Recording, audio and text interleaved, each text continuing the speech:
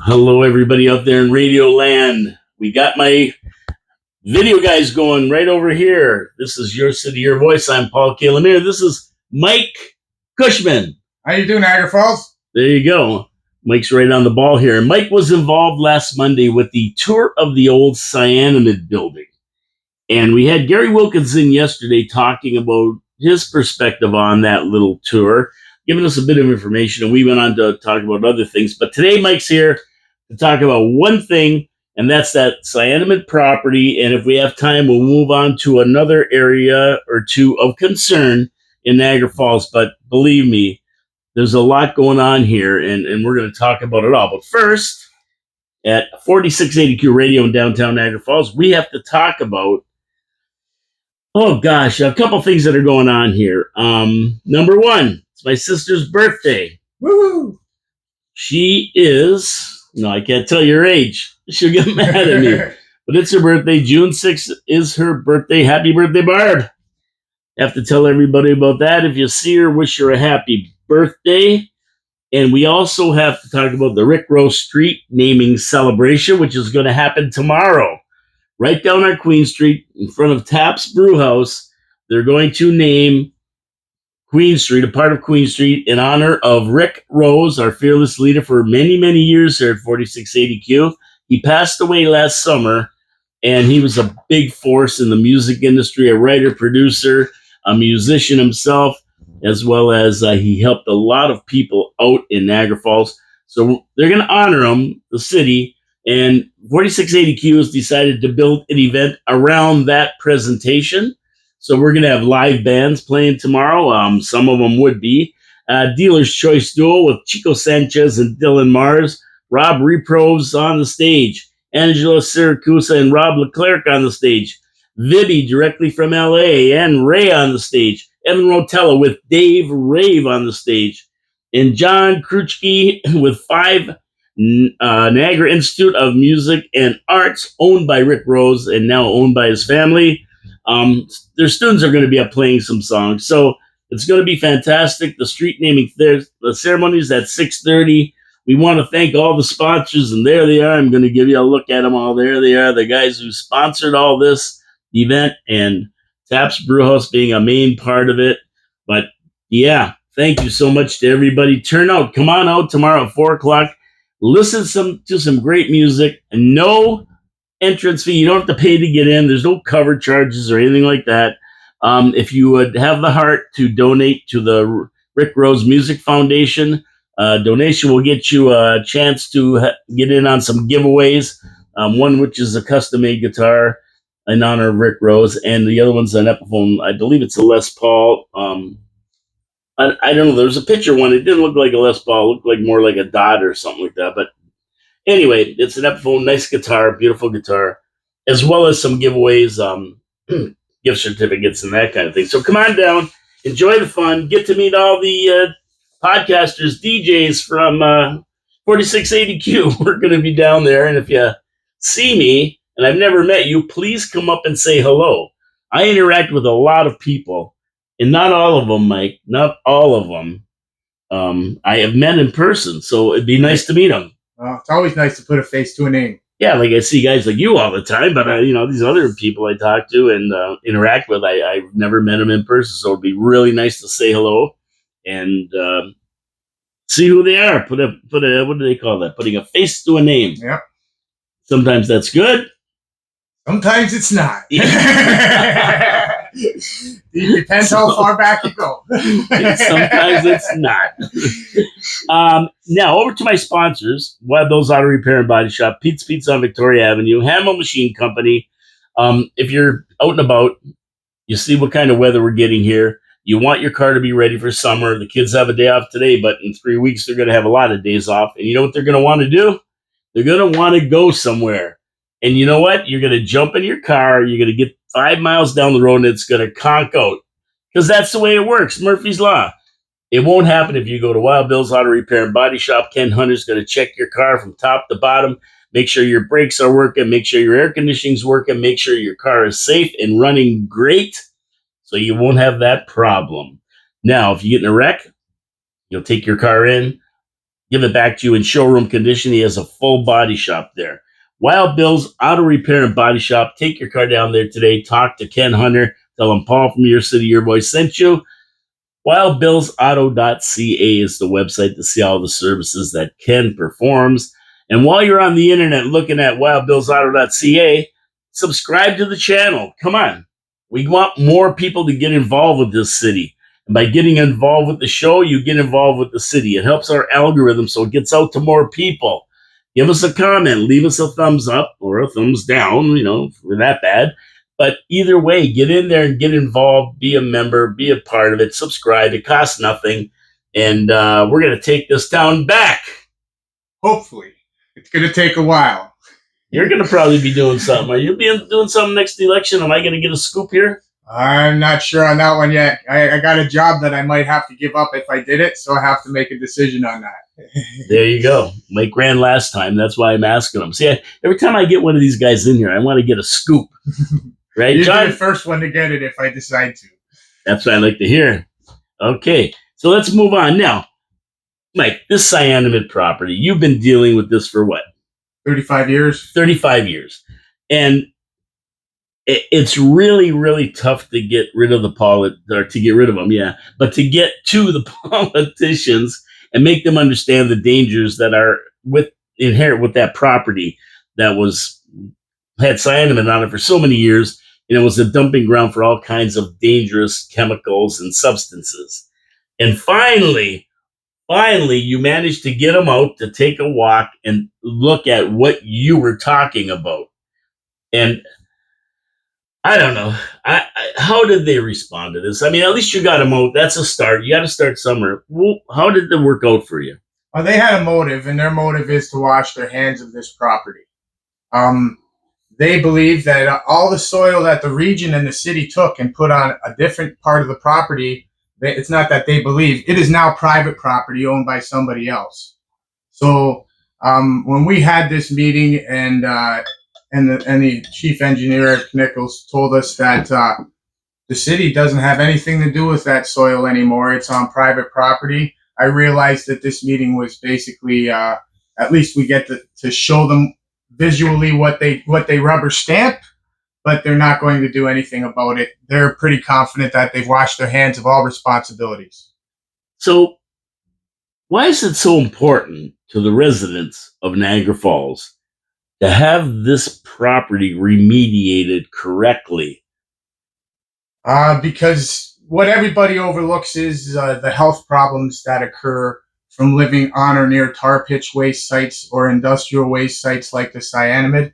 The cyanamide is listed as a tar pitch waste site, and tar pitch waste is one of the most deadly substances known to man. Gives off furans and dioxins. This study was done from 1985 till 1993, and this is an overlooked study because what they did was they did the study separately from all the other studies. So the Ministry of Environment did the study on tar pitch waste. Gartner and Lee and Intera Investigations did the study on the cyanamide property for the cyanide and standing puddles and all the other chemicals. So that was a separate study altogether. And Intera Investigations also did a study on the tar pitch site for the Ministry of Environment. So those reports are available, right? They're available to anybody that wishes to find them through the Ministry of Environment and Freedom of Informations. And actually, things are really hard to find, but you can find them. So the tar pitch waste is overlooked. This study got buried, okay? And in the eyes of City Council, there's no such thing as tar pitch waste. They don't even understand what that issue is, because the Ministry of Environment took that study and then they didn't do nothing with it. It's just there, right? So to leave the tar pitch waste there is the biggest problem in my mind, and even admitted in letters that I got from SciTech themselves, that they think that cyanide can dissipate in the natural environment pretty easily. And some cyanides can, but the volume of cyanide we're talking here does not, right? But most cyanides can dissipate into the natural environment. So they're not worried about the cyanides as much. but tar pitch waste doesn't go away. Now, does tar pitch waste migrate? Yes. On this property, there's several places that the water migrates right into the Niagara River and also into the hydro canal, which is a mere 50 meters away from the property, sometimes 25 meters away from the property. The Ministry of Environment would have you believe that not a drop of water goes into the Niagara River today. I don't know where they come up with these ideas, when I have been monitoring where the water goes into the river for 35 years, and it's still dripping into the river from these three areas that are known by all the studies. Well, I know because you have maps of where these underground water rivers, if you want to call them, or streams, where they go and how they get into the Niagara River. You have maps of them. Yes, I've traced them and I could show anybody where they go right into the river. You could see there's a waterfall at the end of Victoria Avenue called Colts Creek and Colts Falls, and that starts on the Cyanamid property where they built the YMCA housing project, and then it goes down Victoria Avenue through to the river. It's insane that they would think that groundwater and anything in the soil that is carried along by groundwater wouldn't migrate to the streams and end up in the gorge, because that's where everything runs. Right, and there were studies done a long time ago that caused them to understand that these industrial sites were dangerous. It was called the Niagara River Toxics Committee, and they did these studies on all the industrial sites, and they actually traced plasticines coming off the Cyanamid property, going into the hydro canal and the bedrock, entering the St. David's Buried Gorge, and ending up in the St. David's water table. So in today's laws and regulations for risk assessments, they will state that the water on the property is not potable water. And when they state the water on the property is not potable water, they raise the acceptable limits of all the toxins that we're talking about. Now, the Niagara River Toxics Committee started a huge remediation of all the Niagara area for every place that's invading the rivers and the waters, right? And the Niagara River Toxics Committee, because of these plasticines they found, came to the conclusion that all water sooner or later becomes potable water, because it ended up in the St. David's drinking water. Yeah, and St. David's is just down the hill. Correct. So right where the Niagara River goes on a 90-degree angle, once went straight down to St. David's, and then it ended up turning. But that buried ravine got buried with all the stuff we blasted from the Ontario Hydro Canal. They filled it all in with that, and it's the water still runs straight to St. David's from the river on that area. You know, you think the people in Niagara Falls at City Council would understand this, because right here on Park Street used to be a river called Muddy Run. Yes. That went down Park Street here and crossed over and went right into the gorge. That actually starts on Acres property. Yes. It runs down Valleyway and then down through here. So yes, the Muddy Run still exists. They know it exists because they have problems with the sewage on Valleyway, which right now there's a huge project that's going to be happening to fix the water problems in people's basements there. It's been on the table for many years and going to be taking place soon. So they know that wherever water used to travel, still travels during heavy rains and heavy times of saturation from winters and spring thaw. So where did you actually take these guys on the property? Well, it was a lot of sarcasm involved with that, where they said the only places that they would tour is city property, and they outlined the arena property, and they outlined Palmer Park. So all we were able to do was stay on city property and point out the toxins where we wanted to bring them on the so-called private property. Now, the word private property is used in a very loose manner when it comes to these things, because they're inviting the public onto these properties and eventually going to build housing and buildings that become part of our neighborhood. So if you're going to be doing that, I call that no longer private property. I call that property that we should be investigating. Any property that's within the boundaries of Niagara Falls that isn't being maintained right, if you want to put it that way, or whatever you want to say about it, should be a concern for the city council of Niagara Falls. Doesn't matter who owns it. If it's a private guy dumping all kinds of crap on there, that's no better than the cyanamid doing it. Yeah, and don't forget, we've taken contaminated waste from other properties and put them on the cyanamid property in the last 5 to 10 years. And that's what Gary and I have been pointing out to them, that the contamination from these properties is a different contamination. And unfortunately, when we're talking about chemistry, and you don't even have to be a chemist to understand this, what happens when you take chemicals and add another chemical? Well, I mean, that's dangerous because there could be all kinds of reactions and they can make even worse chemicals. Correct. Okay. So we're going to take, for instance, there's one pile of sand that turns white on hot days and it's brown on cold days. Okay. Now, the ministry and the city. Doesn't sound good. Well, the ministry and the city say that it's salt from ground up concrete. And they act like this is, so they're acting like salts are harmless, right? You should ask them to get their finger and well, here's a funny thing that see if it's salt. I have chemists and biologists on my phone line that are connected to me for all my information, because I'm not a chemist or a biologist, but I'm a very experienced person that's been studying this for many years. But none of my research gets done without the chemists and biologists helping me. I never get an unprofessional opinion. Let's put it that way. So when a simple thing like a salt is added to a chemical cocktail mess of 100 years of flagrant pollution of different chemicals, by the way, World War II chemicals included with that too.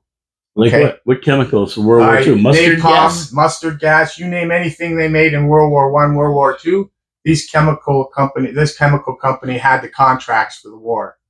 This is part of the reason why they get away with what they get away with.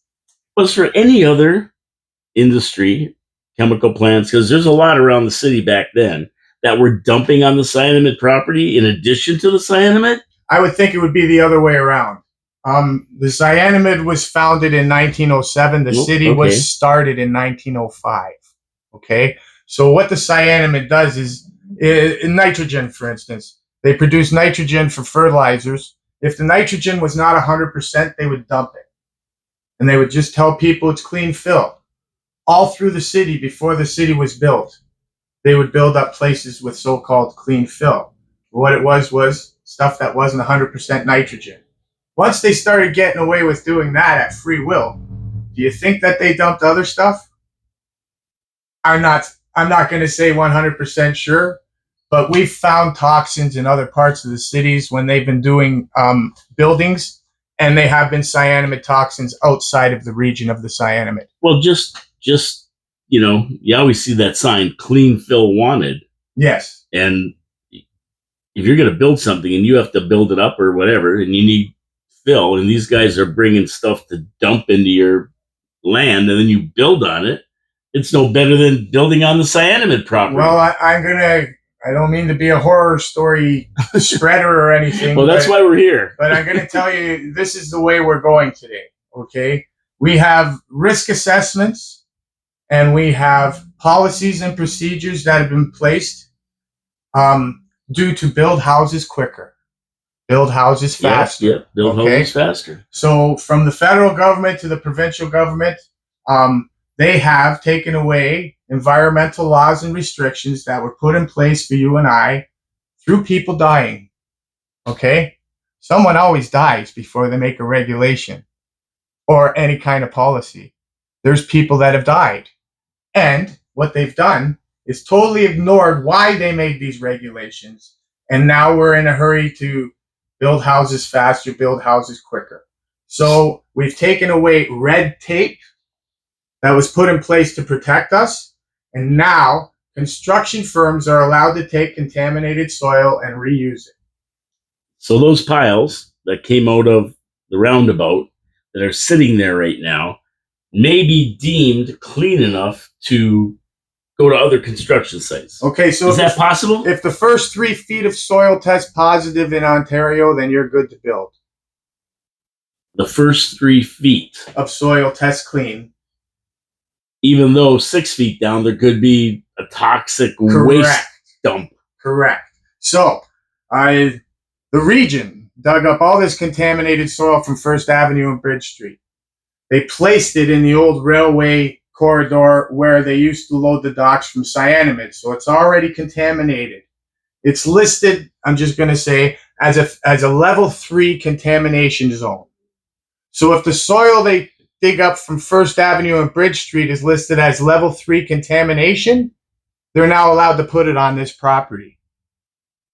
What's being overlooked is you're taking different chemicals and adding them to other chemicals, and the off-gassing and the water drainage is going to be very dangerous. Now, I'm going to give you an example. They think that salts in those sands are harmless, right? Number one, they don't belong in our environment, so it's not harmless. Number two, when salts get into the water, they enable chemicals and heavy metals to bind with them quicker because the cellulene in the water. That's a fact. That's chemistry. So when the salt gets in the water and then the chemicals bind to the water, salt waters, they run with it and go back into the environment. So that's things that are overlooked now because of our weak policies and risk assessments that are accepted by our government. Well, didn't they were forced to remediate the meteor crater? Yes. Because of you guys. Yes. I love it. And they took that soil that they had to dig out of there and they put it on the big pile at the cyanamide, right? Well, they took the pavement. Okay, the pavement that was there. They took the pavement from there. Now, let's not forget, mixed in with that pavement are soils, right? But they took the pavement from there and they claim the pavement's not contaminated. Okay. Now, again, I've already been through this many years ago when they were going to pave things with concrete, right? Concrete and pavement in all of Canada cracks because of our hot summers and cold winters. Yes. It's a fact. Any crack in pavement or concrete goes all the way through. Okay? So if there's a crack in pavement and concrete and the toxins are flowing up and down through those cracks, that gives more surface for binding of chemicals. So the concrete and the pavement are no longer clean. Okay? Yeah, they're contaminated. So this was proven when they were trying to take care of radiation from factories and plants, right? And they thought if they put the radiation in concrete, then we got something where we're not going to harm the environment. So they were looking into that. And they found that any crack in concrete goes all the way through, and now that crack gets more surface for the radiation to stick to, just like I said about the other stuff. And this is what they found. So the fallacy that the pavement is not contaminated is totally ridiculous because chemists know different. Yeah, and there you go. And we found that out when we did Day of 1000 there. We wanted to put up tents. And usually what they do, the people who put up the tents, is they drill a hole through the pavement. Then they spike it down, the tent. And then when they finish, they pull up the spike. And then they put a plug. They have an asphalt plug that goes in the hole. So it plugs it right up. You don't even notice it's there, really. That's the normal procedure. But you know what? We couldn't do that there because we cannot break the asphalt because of exactly what you're saying. But asphalt, even without a break, the bottom of asphalt can absorb chemicals. It's oil. Yes. It's oil and aggregate. Yes. So in concrete, it's the same. If it breaks, well, you've all of a sudden you violated the bond that's between the top and what's underneath it, and it comes up. So what they'll do, and what they have done, is they took in the contamination and put it on the industrial site, the railway corridor, and they've left it in the open environment for 6 years. So now the Niagara region will go and test the top of the hill because the heavy metals sink. And the top of the hill for the first 3 feet test clean. It will be deemed a clean pile to reuse. So they've allowed it to drain into our environment.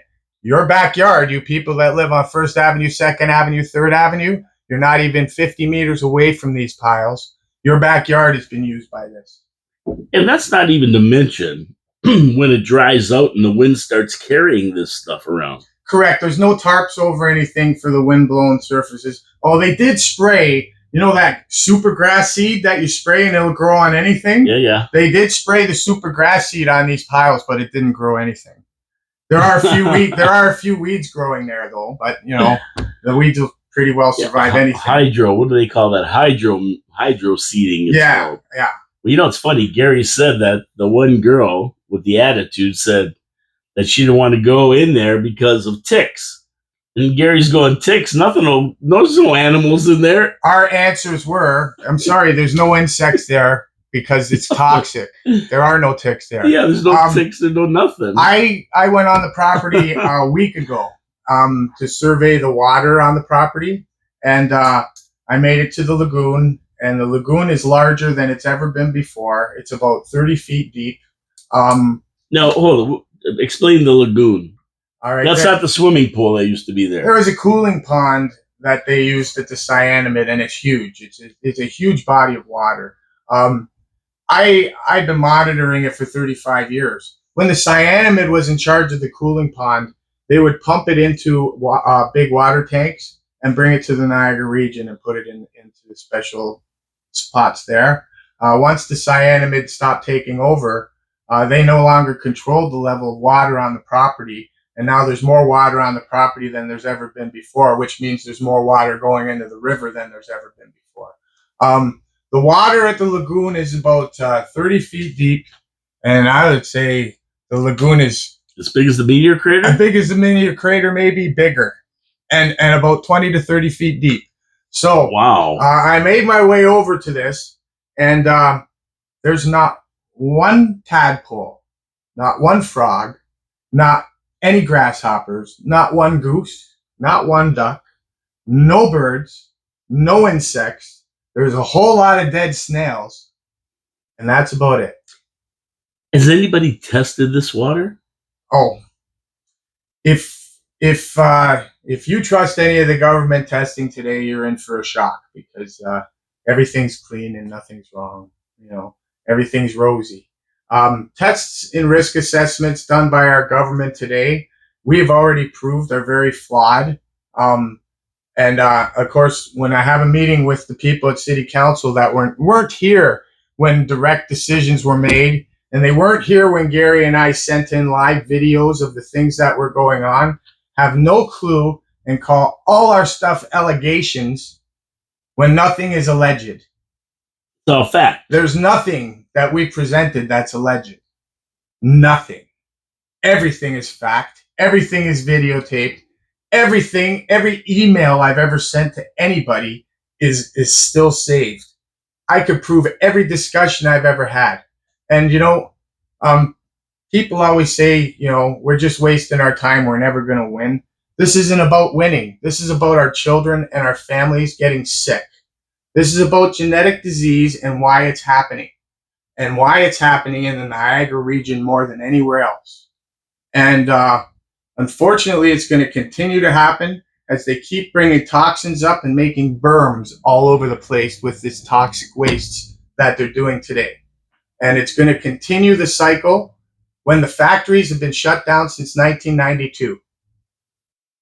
It's crazy. I want to talk about the 100 units that are already built on this land. Residential units have been built on this land, and there's going to be more across the street where the old ball hockey rink is. And I want to get their reaction when you told them about the differences between remediation for commercial, which would be the Gale Center, and those residential units right behind them. But first, I want to get to my sponsor, Pete's Pizza on Victoria Avenue. I love pizza. That's all there is to it. I love pizza. I don't know anybody who doesn't like pizza. Mike, do you like pizza? I love it. Okay. So, my problem with pizza is, in most pizzerias, is that they're not consistent. I go there one time and I get a great pizza. Then I go back and I get a pizza that isn't so great. That's one thing about Pete's Pizza on Victoria Avenue. They're consistent. When I go there, I know the pizza is going to be good. They use the Mancini family recipe for their crust and their sauce. Been around for 40 years. They know how to mix it right on the pizza, the right ratios of sauce to cheese. They use the Saputo mozzarella with brick cheese. They blend it all together so that you get a great tasting cheese on a pizza mixed in the right ratios with the sauce. It's a winner. Fresh ingredients to top it. All that you could ask for. That's how they make a pizza. They cook it just right and get it to your door hot and fresh. That's what I call a pizzeria. That's the kind of pizza I like, and that's why I go to Pete's Pizza on Victoria Avenue. And if you don't believe it, I told the guy, before I take you on as a sponsor, I got to try your pizza. If it isn't, I don't like it, my heart won't be into it. Yeah. And it was phenomenal. It was phenomenal. I keep going back there. Pete's Pizza on Victoria Avenue. They have everything. They have fantastic chicken wings. I got some wings from there last night. $9.69 a pound on Thursdays.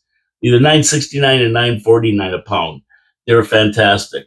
They have steak and cheese poutine, regular poutine, panzerotti, just fantastic in a bunch of different style wings. You can't go wrong. Pete's Pizza on Victoria Avenue. Give them a call today, 905-374-2222. Or you can go to their website, petespizzavictoria.ca, and order a pizza, or they use Skip and Dine and all those other shots. Either way, you're going to get one. Support our sponsors because they support the show and they support the city. They're right on here as one of my sponsors who support the Rick Rose event we're having tomorrow. Thank you so much. Really appreciate it. Get out there and support our sponsors. Okay, so you walk down the street. I saw it on the video. And you're standing there. And there's a lot here. Then there's the Gale Center. And there's this row of housing they just built a couple of years ago right next to the Gale Center. What did they say about those people being on this contaminated land? Nothing. Nothing. Absolutely nothing. Did you ask them? I brought them to the front of that building to show them the playground that they're giving our children to play in.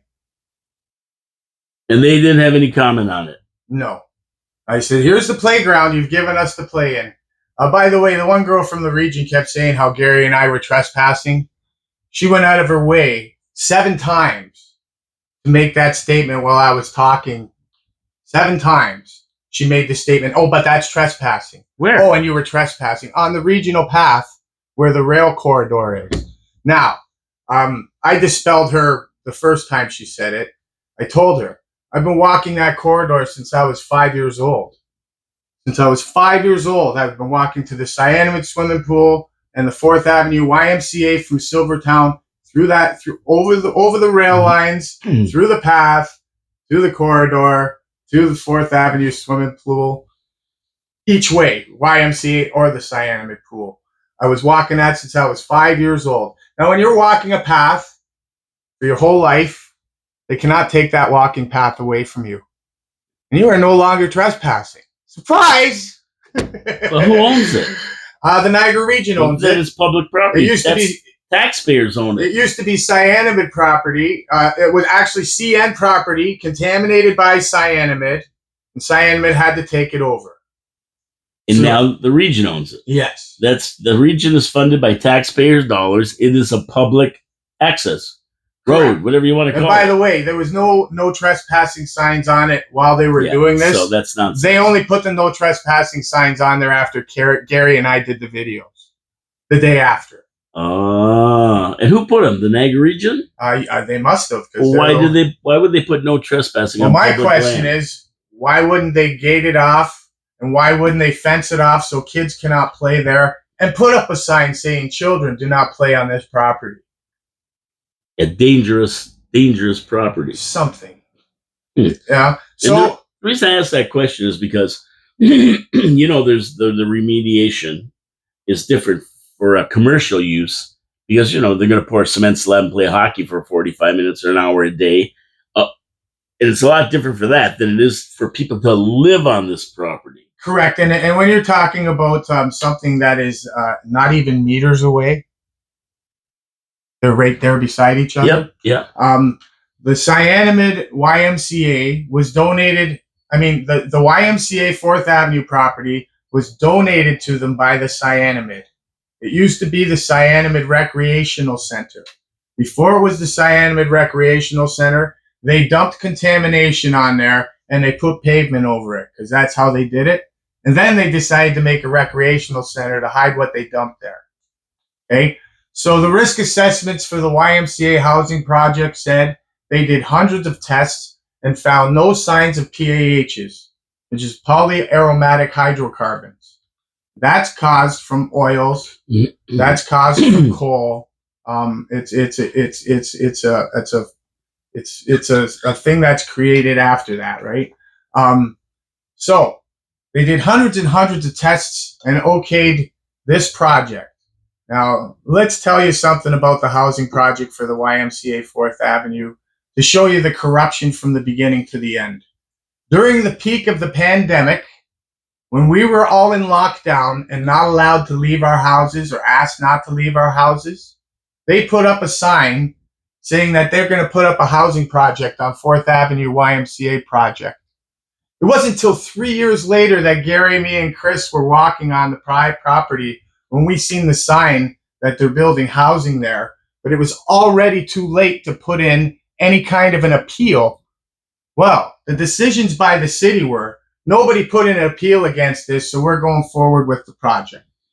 Okay? So they were starting the project when Gary, Chris, and I ran across the sign and started to try to appeal this. They were starting the project. So they dug holes, and in those holes, we found tar pitch waste seeping out of the one hole for a foundation hole. Was it abutting the property for where the Gale Center was? It was along that line? Yes, it was right along that line. Makes sense. So we found tar pitch waste seeping out of a foundation hole. We reported it to the Ministry of Environment in the city right away, showing them our video. The very next morning, the construction company dumped 2 shovelfuls of dirt onto the place where the tar pitch waste was before the Ministry of Environment got there. And then the Ministry of Environment said, there's no signs of PAHs everywhere. I told the Ministry of Environment they put the sand there before she got there and asked her if I could take a shovel and just shovel down a couple feet and show her where it is. And she said, no, there's no need to, because she had already written it off. So they hid the tar pitch waste, and the Ministry of Environment wrote it off. Not only was there tar pitch waste found, but the next hole across the way on the same property, the next time we went to the cyanamide property to do a walkabout, we walked on this property again, and there was water boiling on the property. Like bubbling. Yes. It's called off-gassing. Now, off-gassing is the biggest cause of the diseases we get when we live near these places. The off-gassing and the water migration are the 2 things that are the biggest problems. Now, off-gassing is not supposed to happen. This was a hot day. That's what caused the extra reaction for the off-gassing to happen. We took videos of the water bubbling and sent it to them. And again, the ministry says they have no idea of any problems of such a thing, because when she went there, it wasn't happening. So we dispelled the risk assessments. We've dispelled all the answers for the risk assessments. We've proven them wrong, and yet they forged forward with everything. And now I could guarantee you there's sick people living in those houses. You know, what really bothers me about this is that these people do not learn from history. We saw it happen 10 miles away at Love Canal. Yes. The very same thing. There's never a problem until there's a problem. And it's the same scenario. The DuPont gave it to the city for $1, and then the city said everything's okay. And for, you dig a couple feet down, it was. But then there was a particularly bad snowy winter combined with a really wet spring. And what happens with oil when it goes on water? It goes to the top, and it percolated up, and dogs were losing all their fur, and people were getting sick, and it was going into their basements. And all of a sudden, what wasn't a problem became it became one of the downfalls of Niagara Falls, New York. It was that bad, and a lot of people were in trouble for that. And that's the way it went there. And a buddy of mine was in California, that lived in California, was also an investigator for a similar situation to Love Canal. And what happened was the homeowners took the city, an area, to court and sued them. And he was the investigator, and they won a big, big lawsuit, millions and millions of dollars, because of this. The same thing that's going on 4th Avenue, and they're going to build across the street. And they claim that place across the street is clean now. Did you hear the city council meeting with that? Yeah. Yeah, they said, "Oh, there's no contaminants from cyanide on that property. We went through it. There's nothing." Yeah. And how can this be? Well, it's the same way they do everything else. They'll dig down deep enough just to put the pipes in. Then they'll put down a little piece of that cheesecloth. I forget what it's called. And they say that cheesecloth stops all the water from seeping into the water table. Now, you know as well as I do, if you put tons and tons of soil on top of something, the earth moves, and that cheesecloth becomes mincemeat. Yeah, in no time. So the fallacy that does anything is really ridiculous. And unfortunately, the what is that? That's the north wall, right along Park Street. Yes. Where they dug the hole was still filled with tar pitch that's migrating with the water from the Muddy Run, right? So it's going down that way out the Muddy Run for sure. We have video of the wall of tar pitch waste that was still left behind. So it's the same with the YMCA. Water migrates 3 to 5 kilometers to find its own level. So for you to pretend that if there's a contaminated piece of property here and you're right beside it, that it's not contaminating your land is not a true thought. Because if water migrates 3 to 5 kilometers to find its own level, if you're right beside a contaminated piece of land, your land is contaminated. And you can see, learning from history, and it's not just Love Canal in California. It's all over the Northeast, especially. They made a lot of chemicals here. And Yes. they made a lot of radioactive stuff here. Yes. Even when they were digging over in Niagara Falls, New York, over towards Devoe, they found all radiation in the land there. This was a dumping ground. And for these guys not to be concerned and think it's not going to be a problem down the road is being very, very naive or ignorant. Well, you name it what you want. We are down the road. Yeah. And now that real estate's going through the roof, that's all that matters. So we're building, and we're building on these places. We're building around them. Now, my goal through all this, banging your head against the wall, talking to governments that are ignoring you, blinded by the greed of real estate today, right? My goal in the long run, before I die, is to get this government to recognize that if it costs you $1 billion to clean a piece of property up, there's $6 billion in savings for healthcare. And now your child's not going to die of cancer. Your child's not going to have ADHD. And maybe we could break the chain of genetic diseases that are plaguing our people. It's a proven fact that you could have the bad genes and not get cancer if you're not exposed to the chemicals that cause those bad genes. And that's where I want to go. Yeah, and I think that there's enough proof and evidence right in Niagara Falls that this chemical plant, the cyanamide, caused a lot of misery for a lot of people, including you, Mike. Yes. I have 3 generations of cancer in my family. My sister died last year. My brother died 2 years before that, my little brother. Neither of them made it to 65. My mom never made it to 65. My aunt never made it to 65. And my grandmother never made it to 65. And that was all cancer? All cancer. And you lived in? Silvertown. And where was the wind blowing all that crap? The west wind from the cyanamide property and General Abrasives was blowing directly through our neighborhood all day, every day. And I think Gary Wilkins can tell about the same stories. Yes, and Gary, I was a direct witness by living there. Gary was a direct witness by working there. So combined knowledge, I don't think anybody has more. I know you guys, and Gary was there. Gary will tell you stories about what they did. This isn't just like a bunch of make-believe stuff. They buried drums of stuff. He'll bump into guys at bars while we're talking, call them over and have them explain what they did over and over again. Happens all the time. and they'll say the exact same story Gary does without them even talking. Right? It's amazing. Yes. And with they going down the rail line and opening up the train car and dumping all the waste along that rail line along Park Street that went from the Cyanamid all the way down Park and then back again. They used to do it until the tanker was empty. All day, every day.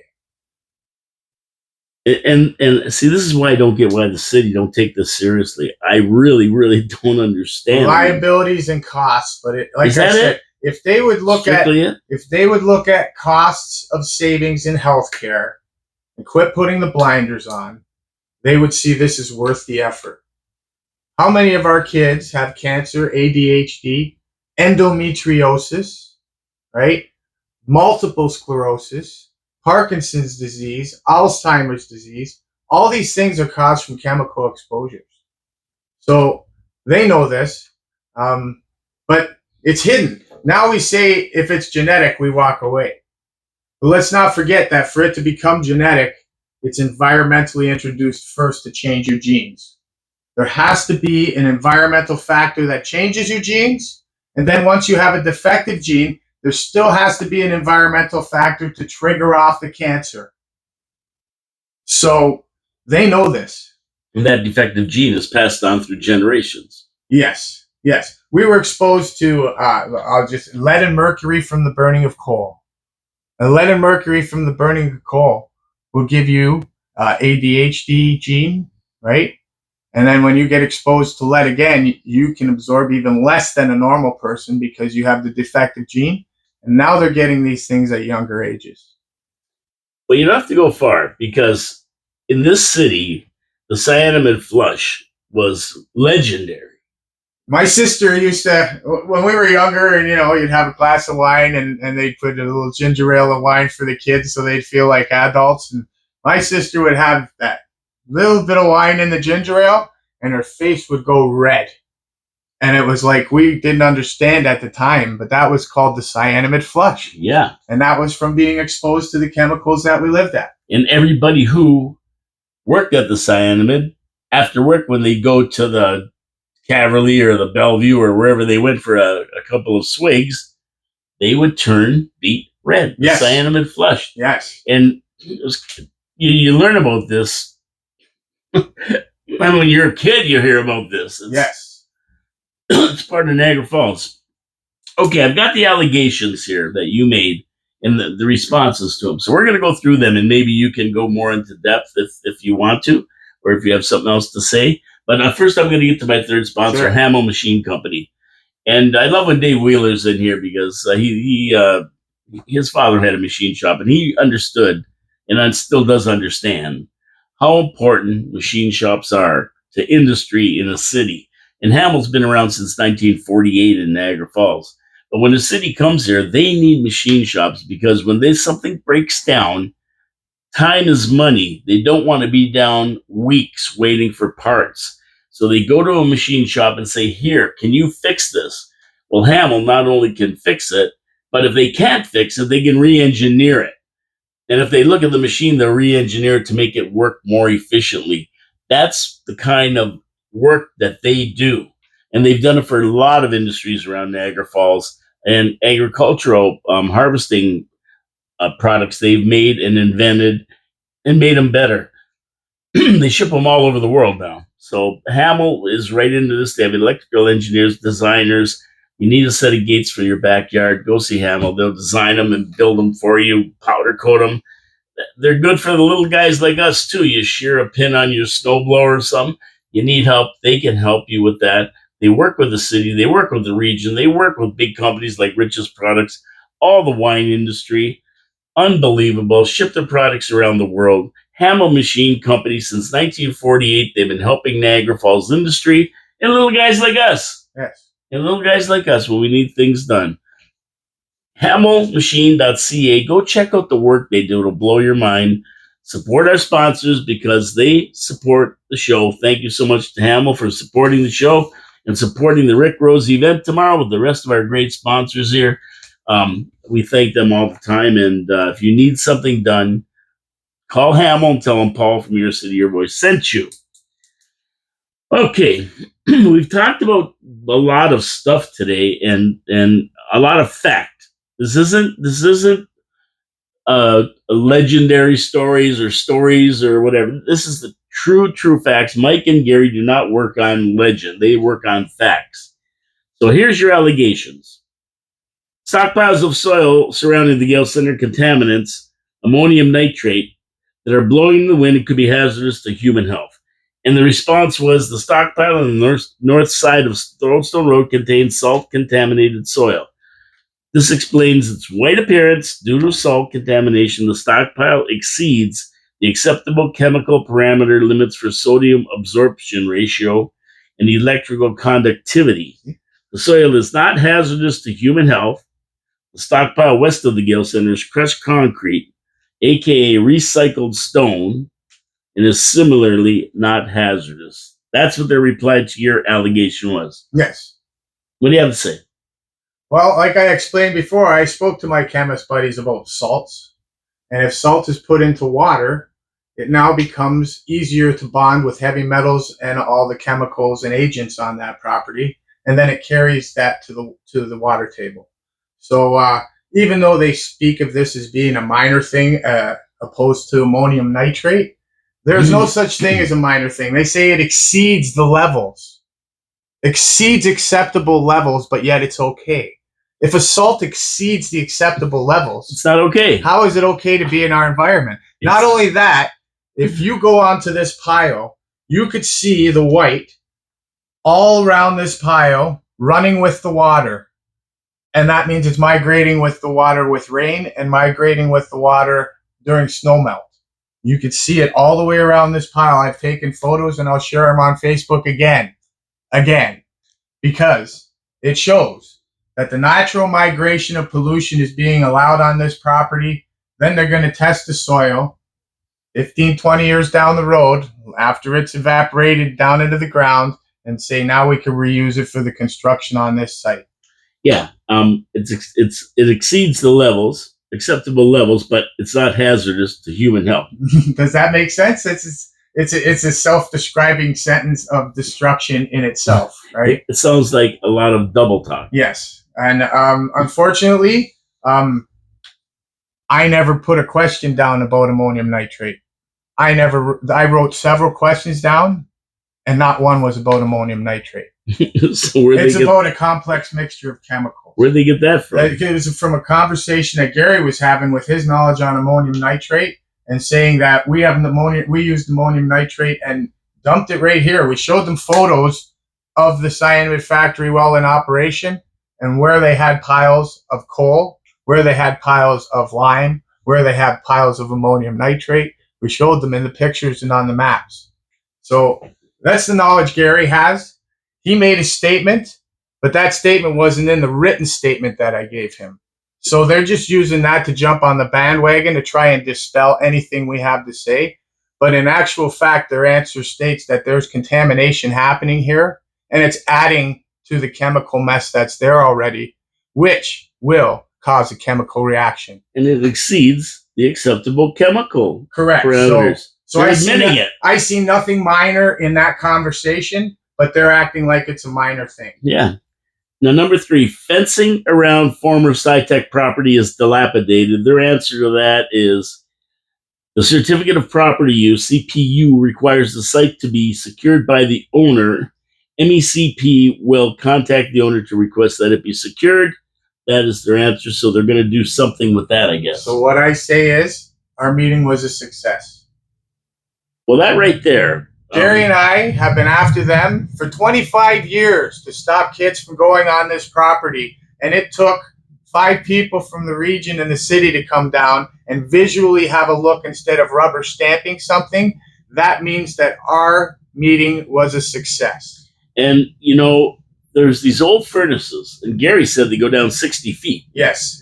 And they got an open hole that was access to use these furnaces. Yeah, I think there's 9 or 12 of them. And if anybody went in that property and stepped on one of these holes and fell into it, you're dead. You're never getting out. Especially a child. Anybody. Yeah. Animal. Yeah, you drop down 60 feet. How are you going to get out of there? Now I've seen they It's a backfilled. cesspool. Now I've seen they backfilled some of them with stones and concrete, Good. but they haven't sealed them off. So if you fall in that water, you're not getting out. No. In my personal opinion, the property owners should be made to do that. If there's a different way to do that through Ministry of Labor or something, I might be researching that. Let's not forget, the city of Niagara Falls made itself a corporation. So now they fall under all the health and safety rules of a corporation and responsibilities under a corporation. So when the city says we will not be addressing issues on this property anymore, yeah, they will. Damn straight they will. Yeah, they will. They're doing their due diligence by putting the fences up, which I appreciate very much. And I think that in itself made this meeting a huge success. So now we're talking here about fence line around Palmer Park will be fully inspected and holes will be repaired as required. So obviously there's holes in Palmer Park's fence and you had access to these. The furnaces, it was like 50 meters away from the furnace, the opening in the fence, yes. So they're going to patch that up? Yes. Okay, well, that's a win too, right? Yes, so all in all, there's a due diligence of the city that this should have already been done. So anything that come out positive from that is a big win in my mind because we've been after them for 35 years to do this. Exactly. So although they think that they're acting like this is all trivial stuff, stopping a child from going on that property is not trivial. Exactly. Now, you allege that 4263 4th Avenue, during excavation, there was allegedly tar and other contaminants buried. The allegation is that the RSC was not conducted properly. I don't know what the RSC was. What's that? The record of site condition. Okay, record of site condition. The MEC response was a qualified person was involved in the certification of the cleanup of the property. The MECP's process was followed appropriately, including soil and groundwater sampling. The MECP has no evidence of concern. So what's your answer to that? We've already explained that we found tar pitch waste and bubbling water on the property. That dispels all the risk assessment findings in two visits. Two slight visits, and we found huge problems that dispelled every statement they made in the risk assessments. I mean, this is almost sounding like negligence. And we showed the video evidence as it was occurring. So we've never lied or misled anybody about anything. And because of that, I say we've already dispelled these risk assessments by our videos. And you know the good thing about all this with you guys is now it's down. It's on record now. Yes. Yes. It's on record. And that will be my answer in the end. I have an answer prepared. Allegation. Kids are prone to wandering and will explore the old rail corridors and soil piles. If they encounter contaminated property, they will be harmed. Their answer is, if there were areas of risk to human health, MECP would be requiring the property owner to restrict public access, including on city-owned properties. They're not restricting access. Correct.